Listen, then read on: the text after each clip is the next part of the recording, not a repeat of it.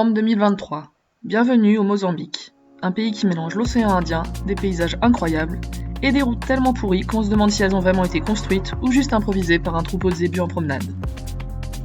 Cette route est réputée chez les voyageurs pour son mauvais état, et en effet, nous mettrons 3 jours à rejoindre l'océan. On se retrouve au milieu de nulle part, tant pis, on bivouaquera là.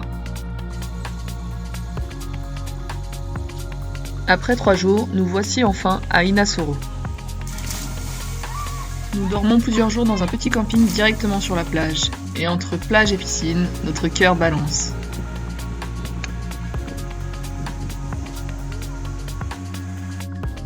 Ici, on peut acheter le poisson frais directement sur la plage, et il y a même des vendeurs de langoustes qui viennent au camping.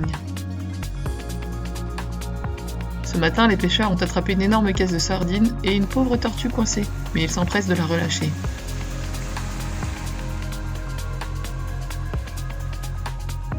Après plusieurs jours à Inassoro, nous reprenons la route direction Vilankulo, un peu plus au sud. Comme nous sommes sur des petits chemins, nous laissons même le volant aux enfants. Et oui, on ne sait jamais, des fois qu'ils aient besoin de conduire un jour.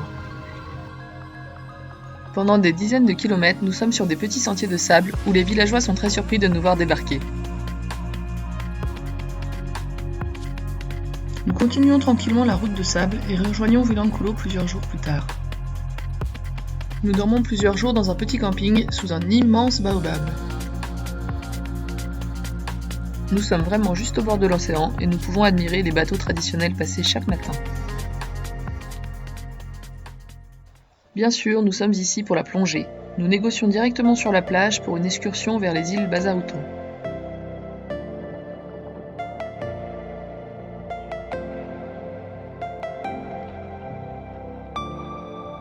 L'eau est vraiment d'une transparence incroyable. Nous sommes impatients de chausser les palmes et les masques.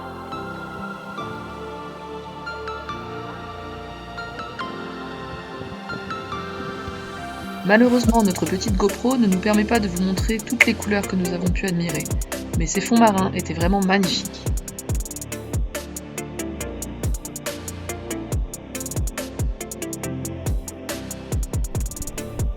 J'ai même eu la chance de surplomber une raie pendant quelques minutes.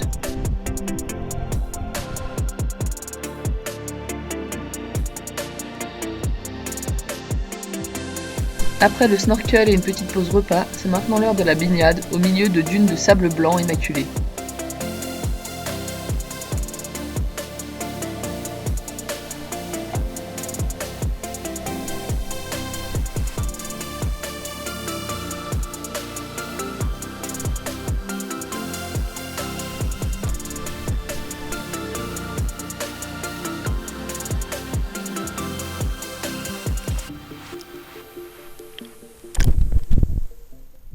Retour à Vilankulo où nous avons décidé de nous faire des tenues sur mesure.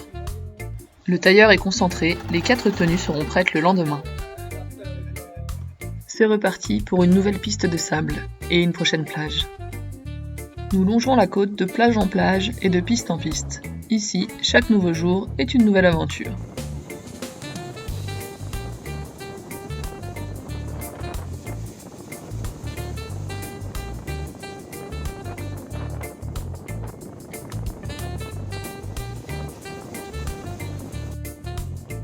Le Mozambique est le pays idéal pour les gourmands que nous sommes. Fruits de la passion, noix de cajou, coco fraîche et bien sûr, crevettes géantes grillées. Nous allons ensuite vers le village reculé de Pomene, mais le sentier d'accès est vraiment très difficile, avec du sable profond et des arbres bas.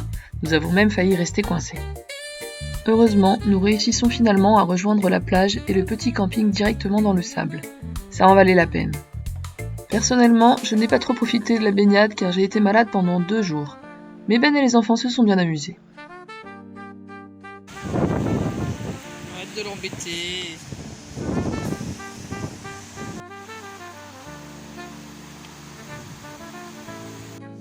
À marée basse, on peut aussi longer les rochers pour aller voir des sortes de piscines naturelles qui valent le détour.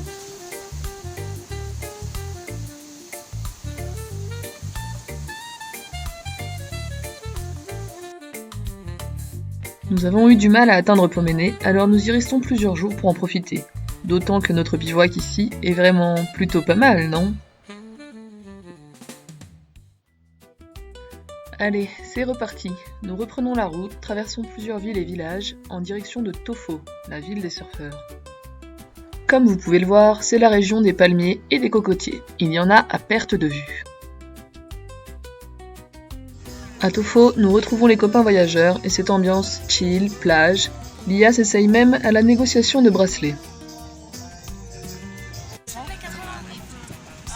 C'était combien sur le prix de départ? 100. T'as négocié combien? Jusqu'à 80? 60. T'as payé 60? Avec nos amis les High Five, nous allons visiter Boa Jante, une usine de fabrication de produits cosmétiques à base de noix de coco.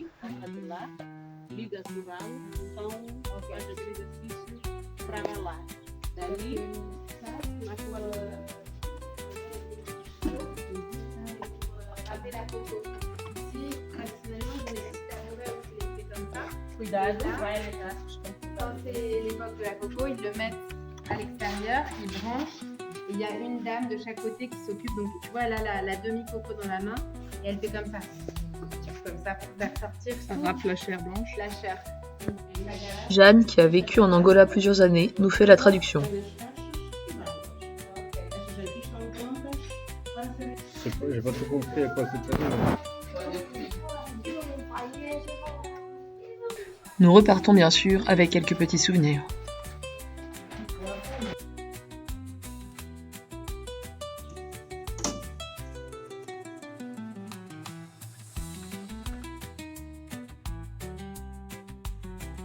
Pendant que les enfants profitent de la piscine du camping, les parents, eux, bricolent dans le camion. Avec les routes en mauvais état, notre cellule a un peu bougé. Il faut donc refaire l'étanchéité. Entre deux sessions de bricolage et d'apéro, nous profitons aussi de la plage de Tofo et de Tofinho.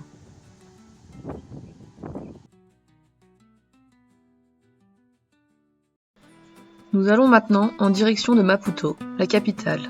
Nous passons le long de jolies lagunes où on peut observer de nombreux oiseaux.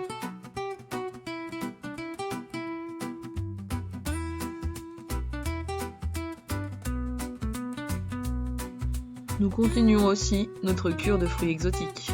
Alors Lia, dis-nous, quels sont les noms de ces fruits? Là, il y a des mangues. Là, il y a des bananes plantain. Il y a des citrons. Là, il y a des cocos. Papaye. Là, ça, c'est de la papaye. Et ça, c'est des fruits de la passion.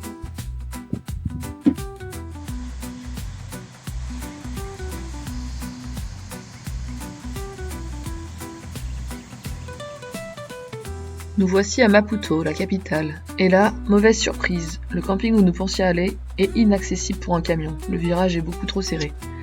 Nous allons devoir nous reporter sur un petit hôtel avec un parking. Nous commençons par une pause casse-croûte au marché au poulet. Puis nous allons visiter la ville avec la maison de fer, le parc aux chauves-souris et les différents endroits touristiques.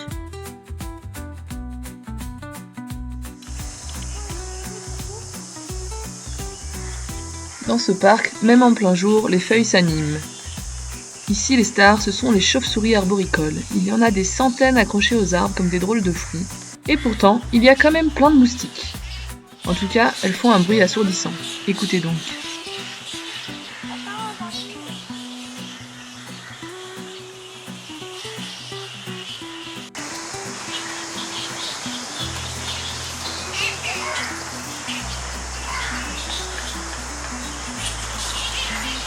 Nous continuons notre petite visite de la capitale à pied, au hasard de différentes rues.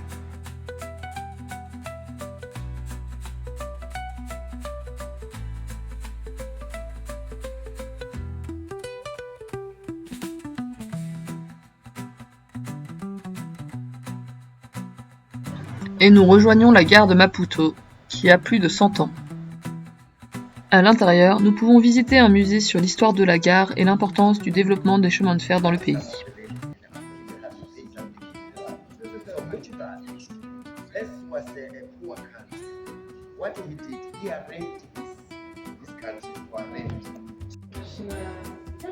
Faut pas se toucher.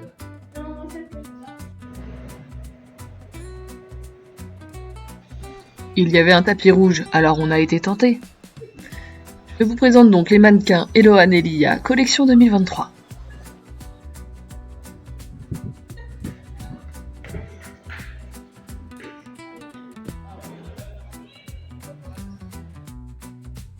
Nous finissons la balade par un petit tour au marché et dans des quartiers colorés et le marché d'artisanat, histoire d'acheter encore quelques souvenirs.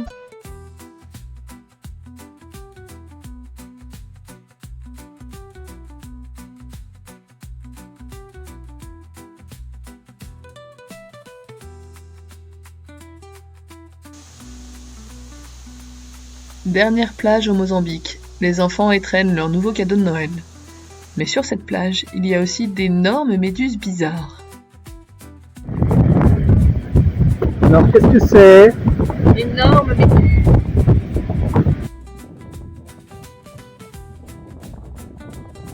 Après un mois au Mozambique, nous prenons maintenant la route de l'Eswatini.